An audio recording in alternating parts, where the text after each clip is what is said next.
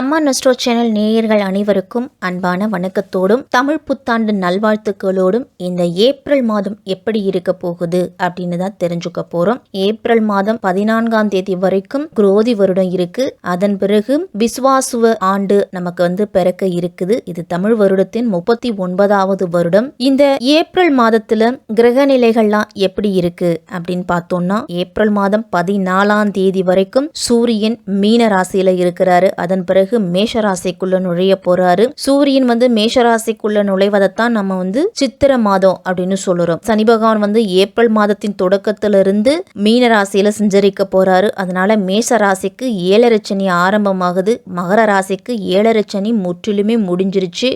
மீன ராசிக்கு ஜென்ம சனி ஆரம்பம் ஆயிடுச்சு. கும்ப ராசிக்கு பாத சனி ஆரம்பம் ஆயிடுச்சு. சிம்ம ராசிக்கு அஷ்டம சனி ஆரம்பம் ஆயிடுச்சு. கடக ராசிக்கு அஷ்டம சனி முடிஞ்சிருச்சு. ரிஷப ராசியில குரு பகவான் இந்த மாதம் முழுவதும் சஞ்சரிக்கிறாரு. மிதுன ராசியில சஞ்சரிக்கிறாரு செவ்வாய். அதன் பிறகு கடக ராசிக்கு போறாரு. கன்னி ராசியில கேது இருக்கிறாரு.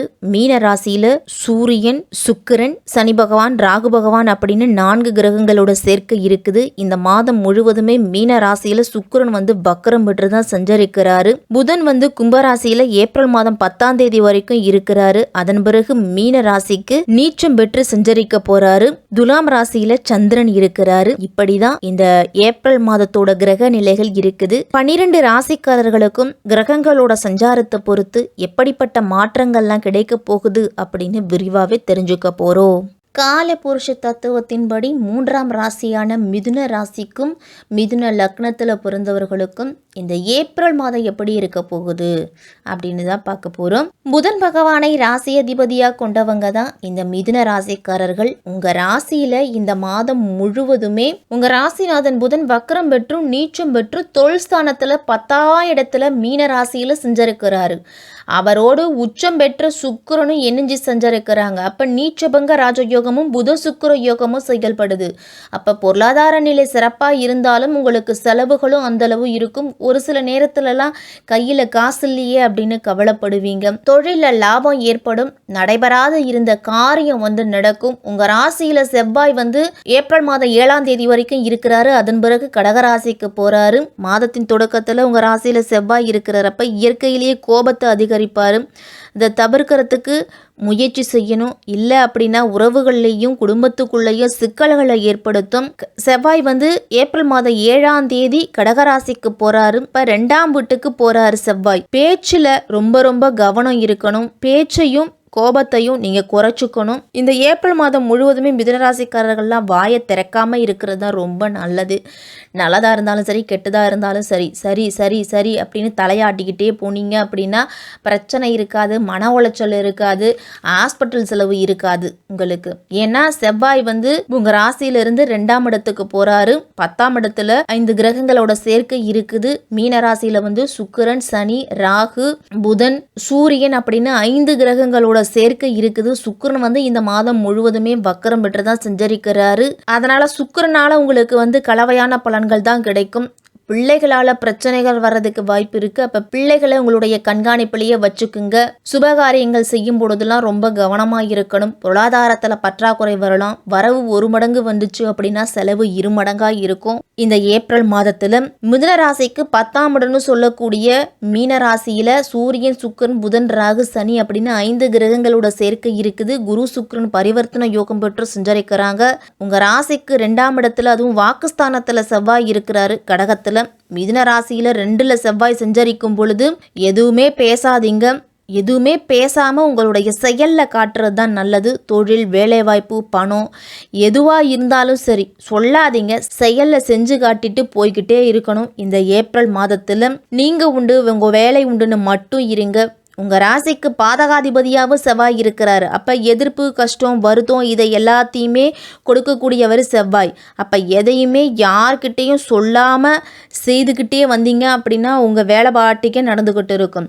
மற்றவர்கள்ட்ட போய் அடுத்தவங்கள்ட்ட போய் நான் இந்த வேலையை செய்ய போகிறேன் அப்படின்னு சொல்கிறதும், இல்லை இந்த பொருளை வாங்க போகிறேன், இந்த இடம் வாங்க போகிறேன், வீடு கட்டலான்னு நினச்சிக்கிட்டு இருக்கேன் அப்படின்னு யோசனை கேட்குறதையும் தவிர்த்துக்குங்க. உங்களுடைய யோசனைக்கு என்ன தோணுதோ அதை செஞ்சுக்கிட்டு போங்க. மற்றவர்களிடத்துல யோசனை கேட்டீங்க அப்படி அப்படின்னா அவங்கள குழப்பிக்கிட்டே தான் இருப்பீங்க. மிதனராசிக்காரர்கள் ஏற்கனவே ரெட்டை குணம் உள்ளவர்கள். அதனால் குழப்பத்தை சொல்லவே வேணாம், உங்களுக்கு அதிகரிச்சுக்கிட்டு தான் இருக்கும். அப்போ உங்கள் மனசுக்கு என்ன தோணுதோ உங்களுடைய செயலில் காமிச்சுக்கிட்டு போய்கிட்டே இருக்கணும். தொழில் ஆரம்பிக்கணும் அப்படின்னா சிறிய முதலீடு கொண்ட தொழிலை ஆரம்பிக்கலாம். மிதுனராசிக்காரர்கள்லாம் வாகனம் வாங்கலாம், இடம் வாங்கக்கூடிய யோகம் இருக்குது.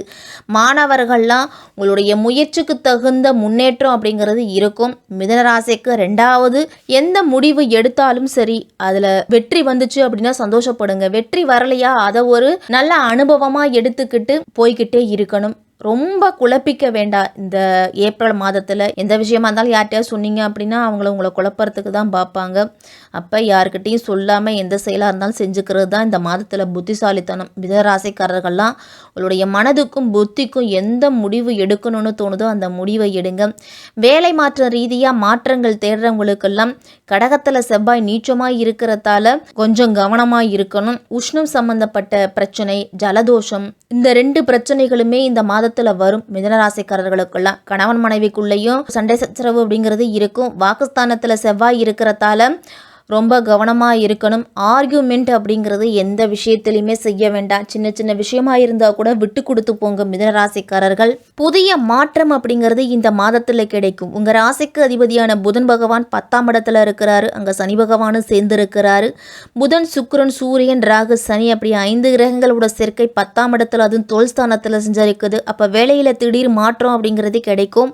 வேலையில் இடமாற்றம், தொழிலில் இடமாற்றம், ஏதோ சில நெருக்கடிகளை அப்படிங்கிறது சந்திக்கக்கூடிய மாதமாக இருக்கும். சனி பகவான் 9ஆம் இடத்திலிருந்து 10ஆம் இடத்துக்கு மார்ச் மாதம் 29ஆம் தேதியிலிருந்து பயிற்சி அடைஞ்சிருக்கிறாரு. அது இந்த ஏப்ரல் மாதம் முழுவதுமே 10ஆம் இடத்துல தான் சனி பகவான் சஞ்சரிக்க போகிறாரு.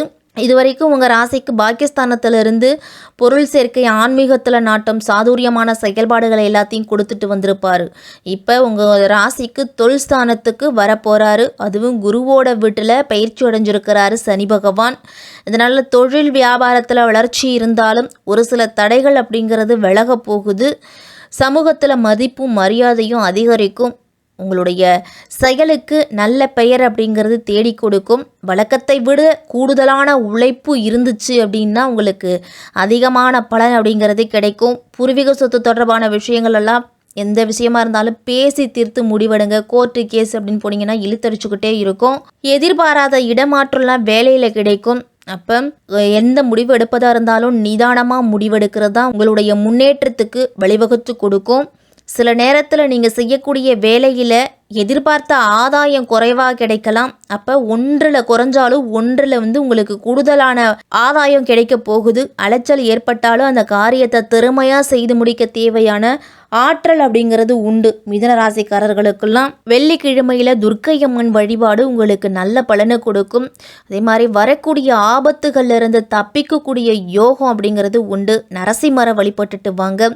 வேலை தொழிலெல்லாம் நல்ல மாற்றம் கிடைக்கிறதுக்கு இந்த ஏப்ரல் மாதம் சிறப்பாக இருக்குது. தன வருமானம் அருமையாக இருக்கும். வேலையில் நெருக்கடி வந்தாலும் வருமானத்துக்கு குறைவு இருக்காது. அதே அளவு செலவுகளும் உங்களுக்கு ஏற்படும். சூரிய பகவான் உங்களுக்கு தைரியத்தை கொடுப்பாரு. அப்போ 10ஆம் இடம் 11ஆம் இடத்துல சூரியன் இருக்கிறதால நீங்க எதிர்பார்க்கும் வேலை, பதவி உயர்வு, மேலதிகாரிகளோட ஆதரவுலாம் கிடைக்கும். 4ஆம் இடத்துல கேது இருக்கிறார். அப்ப வீடு சம்பந்தப்பட்ட பராமரிப்பு பணிகள் எல்லாம் ஈடுபடுவீங்க. தாயாரோட உடல் ஆரோக்கியத்தில் இந்த ஏப்ரல் மாதத்தில் கவனமாக இருக்கணும்.